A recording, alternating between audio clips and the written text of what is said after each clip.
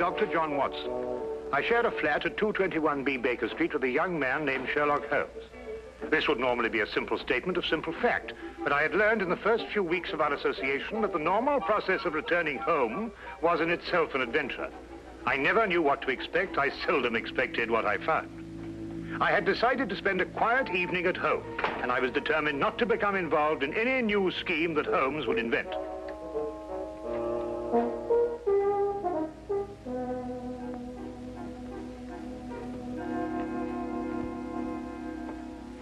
Sulfate gas. Oh? Do you remember the Dietrich case, when the defense tried to prove that no one could produce the deadly poison without a trained chemist? No. Well, I'm going to try it now. With kitchen utensils and a secondary school chemistry book. I knew it could be done. There it is, Watson. Brilliant.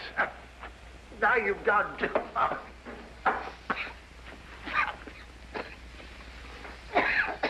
That woman was guilty as a vulture. Clever, too. Holmes, I wish you wouldn't forget that we've got to live in these rooms. Can't imagine why the prosecution didn't think of this. The gentleman arrived here in a hansom. Appears to be coming up here. What else did you notice about our visitor? Oh, I don't know. I'd say about 30-ish, conservatively dressed. A man of modest means. What do you think, Holmes? I don't know. I didn't see him. You did. Oh, yes. Yes, of course. Oh, excuse me. Morning, do come in, will you? Good morning. Is this Sherlock Holmes' flat? Yes, indeed. Oh, sulfate gas. Oh. Mr. Holmes has been experimenting. That's Mr. Holmes. How do you do, Mr. Holmes? How do you do? I must apologize for calling upon you without an appointment, Mr. Holmes, but it is urgent. May I present my friend and colleague, Dr. Watson? How do you do? How do you do? Now then, Mr. Winthrop. Mr. Harvey Winthrop, isn't it? Have we met before, sir? No, but you mustn't underestimate your reputation. Won't you come in? And sit down. Thank you. Over there.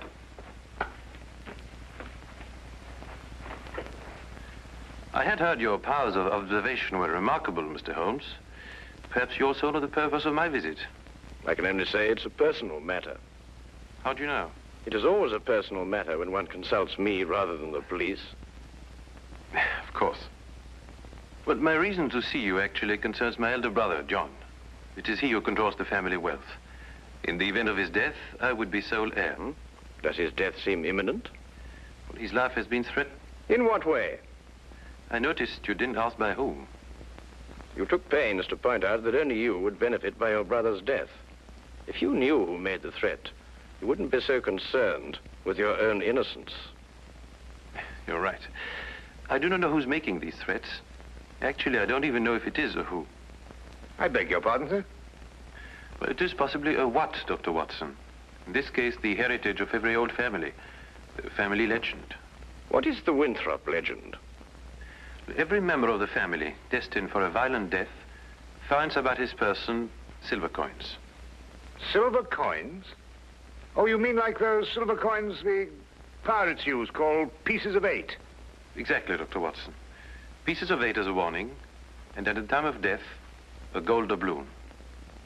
Have these coins any special significance? 30 years ago, my father was killed by a fall down the stairs in the main hall of Winthrop Manor. A gold doubloon was found under his body. Was he actually seen to fall downstairs? No. The manor was closed and has remained so ever since. I assume your brother has discovered several silver coins? Each day for the past 7 days. I see. What has been his reaction? He has decided for the first time in 30 years to reopen Winthrop Manor. In defiance of the legend? Exactly.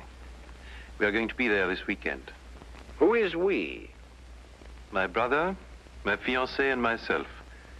And I would like you too, Mr. Holmes and Dr. Watson, to be there as well. Well, that's very good of you, sir. Do you have any other evidence to substantiate your belief? I was very young in those days, but I can still remember the sight of my father's body at the bottom of those stairs. Dr. Watson and I will arrive at Winthrop Manor this Friday night. Oh, thank you very much. If there is anything I can do until then, or if there's any question you want to ask me before, please don't hesitate to call upon me at any time. We'll do that. Thank you. Again, thank you, gentlemen. Not at all. Good day, Hughes. Good day. Well, Holmes, what do you think? I think it's amazing the extent to which people will go to obscure the simple facts of murder or threatened murder. You don't believe in the legend? Nonsense. Well, but after all, Holmes, you said yourself that these things very often have a basis of fact. The odor lingers. There was no mention of that in the Dietrich's case. I'm a man of science myself, Holmes, you know that. And yet there are things that happen every day for which they have no logical explanation. How would Mrs. Dietrich's have removed the odor? Of course, it could work equally well both ways. Winthrop himself admitted that in the event of his brother's death, he was the heir to the estate. His visit here might have been a blind. The solution of a murder, Watson, is infinitely easier than the prevention. We have committed ourselves to a weekend in a drafty manor house that has been closed for 30 years. We will watch and we will wait. And in time, we will apprehend the persons or ghosts who will commit the murder of the Winthrop legend.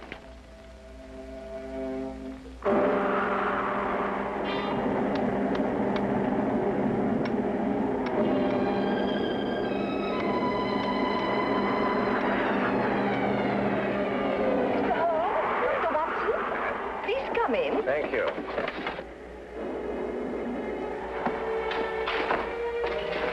The thunder was making so much noise, I wasn't certain I heard you knock. Yes, I think we got here just in time. Yes, we were worried that you were caught in the storm. I'm Mrs. John Winthrop. How do you do? I'm Dr. Watson. This is Sherlock Holmes. How do you do? I'm very pleased to meet you. You can leave your things here and go into the sitting room. We've managed to get it comfortably warm. I'll have your luggage brought up to your rooms. You'll have to excuse the inconveniences of the house. My husband's decision to spend the weekend here was rather sudden. And I'm afraid we're understaffed. Please don't concern yourself with us, Mrs. Winthrop. I'm sure we'll be very comfortable. Oh, there you are. I'm glad you made it before the storm. I see you've already met my sister-in-law. Yes, we have. How do you do?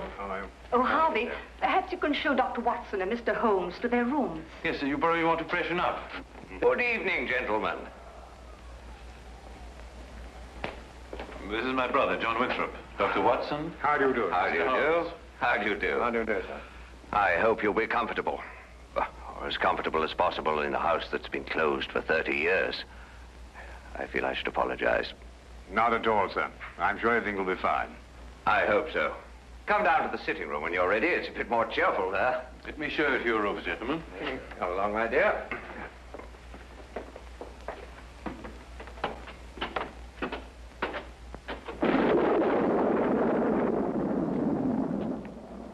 You didn't mention your brother was married. Didn't I? I thought I had. Then surely she would be the heir to the estate if anything should happen to your brother. No, the estate upon his death goes to the next male member of the family. Oh, I see. How did Mrs. Winthrop lose her sight? It was a riding accident, shortly after they were married. My sister-in-law is a remarkable woman, Mr. Holmes. She took to her new way of living with cheerfulness and thoroughness. Yes, it's always encouraging to hear of such cases. And it reflects great credit on those surrounding the patient. Oh, Peg, I want you to meet... Dr. Watson. And you must be Sherlock Holmes. Harvey has told me so much about you. Gentlemen, my fiancée, Miss Margaret Hall. How do you do? How do you do, Miss Hall?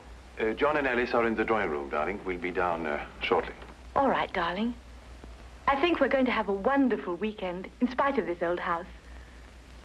Don't keep yourselves from us too long, gentlemen. You're a very lucky man, Mr. Winthrop. She's a lovely girl. As a matter of fact, you know, there's some very good hunting country around here. Do you go in for that sort of thing, Mr. Holmes? On occasion, sir. Not very often, thank you. My wife thinks I'm a bit reckless. She worries about my neck. A glass, my dear. Thank you. That appears to be a preoccupation with more than one member of your family, sir. You mean my brother, too? And the reason for your being here? Nonsense. I said the same thing. And you agree with me? You, too, think it's a lot of rubbish. I don't think we're referring to the same thing, sir. I'm talking about the legend, of course. Ah, I see. May I ask, sir, what precautions you've taken against it? What would one do? How does one fight a myth? Well, what's your opinion, Mr. Holmes? Should I take this matter seriously? You are obviously taking it seriously by defying it.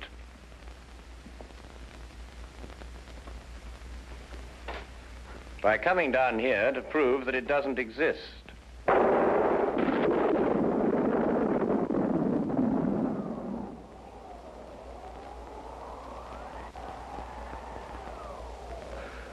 Jove, I hadn't thought of it like that. You're dead right, of course. But let me put it like this. Do you really believe the legend is dangerous?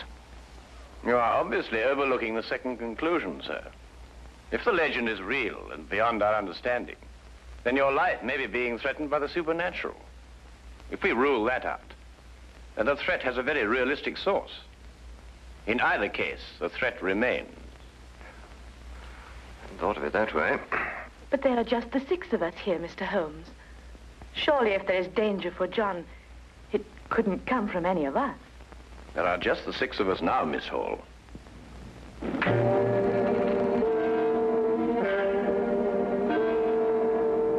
But now there are 7.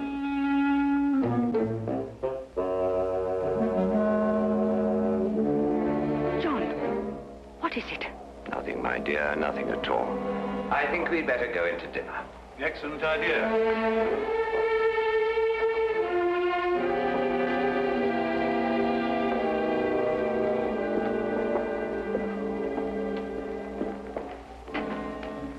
I don't like it, Holmes.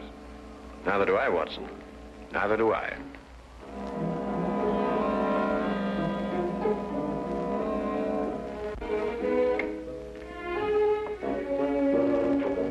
Oh, come in, Watson. Oh, don't be alarmed, old chap. I don't think this contraption has been fired for centuries.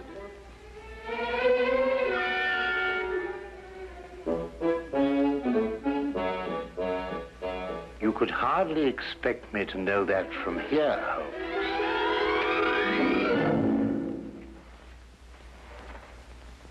Seems it's working after all.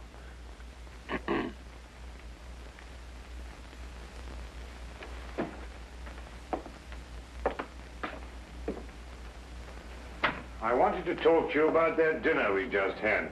Oh, yes, yes. Excellent duck, don't you agree? Well, it was better than the conversation, or lack of conversation, I grant you. Well, quite natural under the circumstances. Everyone's suspecting things they'd rather not say. What do you make of it, Holmes? Did you realize that young Harvey Winthrop was in love with Alice before she married his brother? Holmes, you're fantastic. How did you determine that?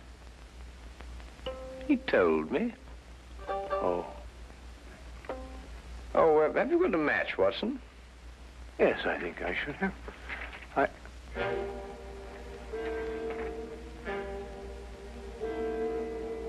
Holmes, look. Yes, I know. I slipped it in your pocket during dinner. You what? I just wanted to see how easy it was to plant those things on someone else. Well, really, Holmes, for all you know, I might...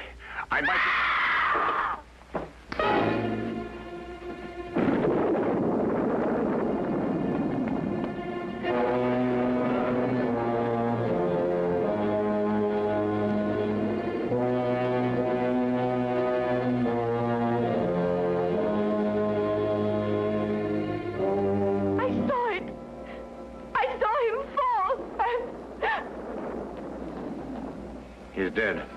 Neck broken.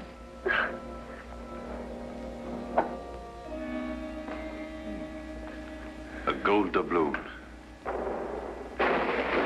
What happened? Oh, someone tell me. What happened?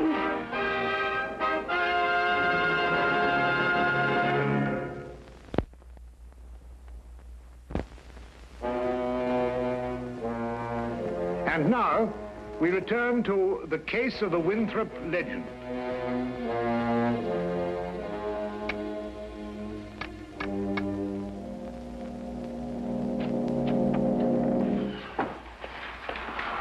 Had quite a time getting back here. The roads are turning bad. Harvey Winthrop. Good evening, sir. Could you get everybody together and see if we can try and get this thing sorted out? Where's the body? Over there. Broken neck. Died instantly. Oh, you say, you up there? Oh, good evening, Constable. That is Mr. Holmes. I've spoken to you about him. Oh, yes. Good evening to you, Mr. Holmes. Glad to have you on this case.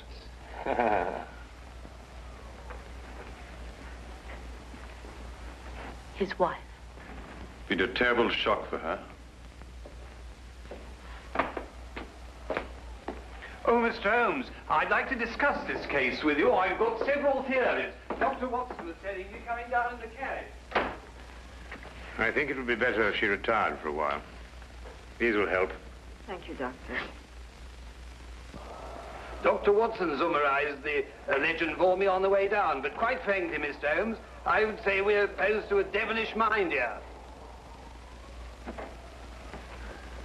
Holmes, really? I don't know. What on earth do you think you're doing?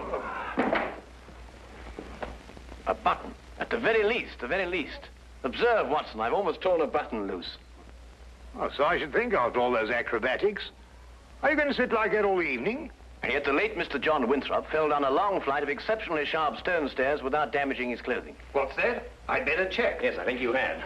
He may not have torn a button, but he suffered some very severe damage to his neck, I'd like to remind you. An indisputable fact, my dear Watson. Well, what are you getting at, Holmes? That's right. Now we're getting somewhere. Come on, Watson, let's examine the situation more thoroughly. The killing blow was struck at the back of the neck, is that right?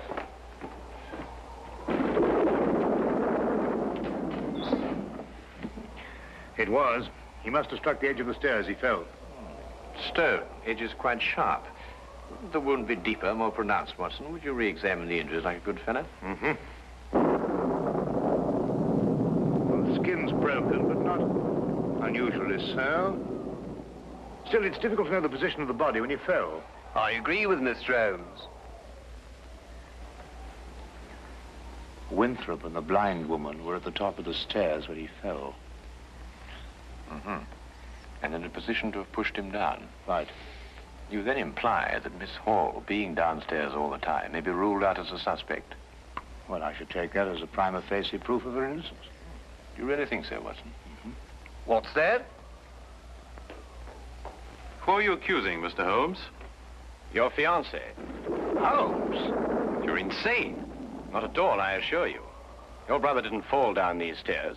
He was killed, struck by a blow from behind, very probably in this room. His body was then placed at the foot of the stairs, and the legend having been carefully reawakened, and the manner in which your father met his death, and the gold doubloon, all led you to the obvious conclusion. She couldn't have done it. I assure you she could. But Holmes, she had no motive. The estate now passes to Harvey Winthrop. Well, yes, I'm the only one who had a motive. I would say you and the lady you are going to marry. Are you going to report her to the police? Less than useless, I'm afraid. No court in this world would ever convict her on the evidence we have. Well, assuming you're right, and mind you, to me, it's only an assumption, there's nothing we can do. Yes, there is. We can at least remove the assumption. Come with me, gentlemen, into the drawing room.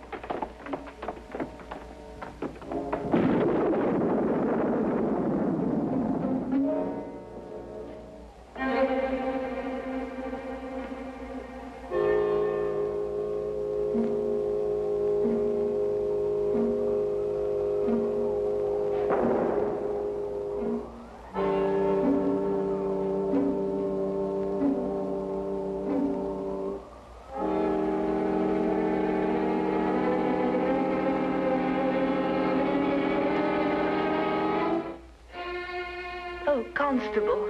I didn't know you were there. Just looking around, routine, you know, miss. Of course. Did you want to see me? Not especially, miss. A few more things to check up on. The rest lies completely in your hands.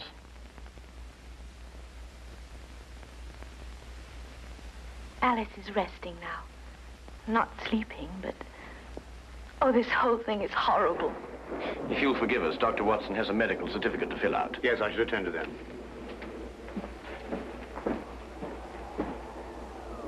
Oh, Mr. Holmes. At your service, my good constable.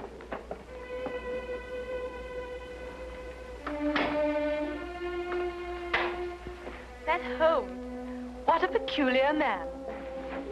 What? Oh, Holmes, yes, he is, isn't he? Peg, Yes? Well, this is difficult to say. What is, darling? In light of what's happened, I think it's best we break off our engagement. Break off? But why? Well, there's certain to be a mess in the papers about all this. Oh, you needn't worry about me, darling. Actually, it's Alice I'm thinking of. Alice? Yes, she'll be so terribly alone now. In a way, I feel responsible for her. You love her. You've always loved her. And now that your brother's dead, you... You mustn't think that. There's something else. What else? Why this sudden protective fatherly interest? 10 years ago, Alice and I went riding across the moors. I started a race. Her horse broke away from her, and she couldn't stop him. He took a high fence and fell. And Alice became blind. But you can't live with that for the rest of your life. It was an accident. It was unfortunate, but it shouldn't influence our relationship now. I'm afraid it does. To me. John dies, and you take Alice. That's funny. That's really ironic. Ironic? What makes you see ironic in such a situation? I don't know. I just meant nothing. Just an expression.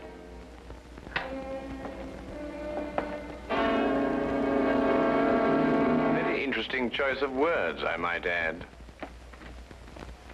Alas, I must confess we were eavesdropping.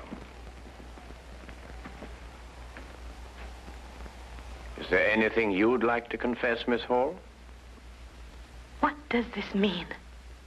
You spoke of irony. Such a choice word. You didn't kill John Winthrop so that Harvey could share the family fortune with Alice. You'd have seen to that in time. You're insane.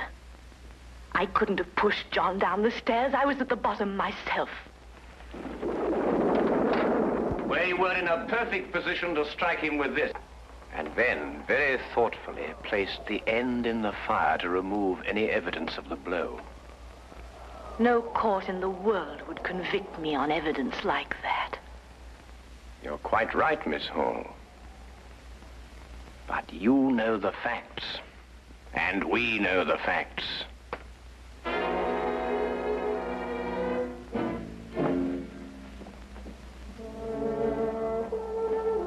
But surely, Holmes, something can be done.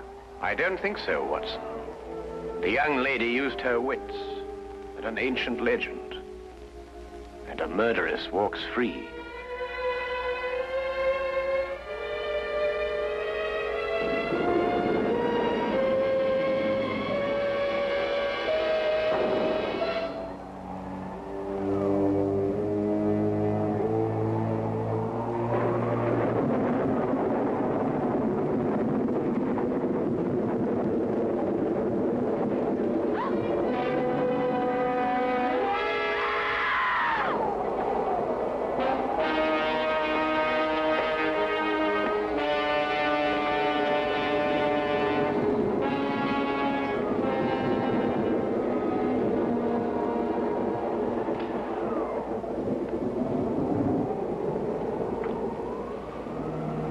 But it's a gold doubloon.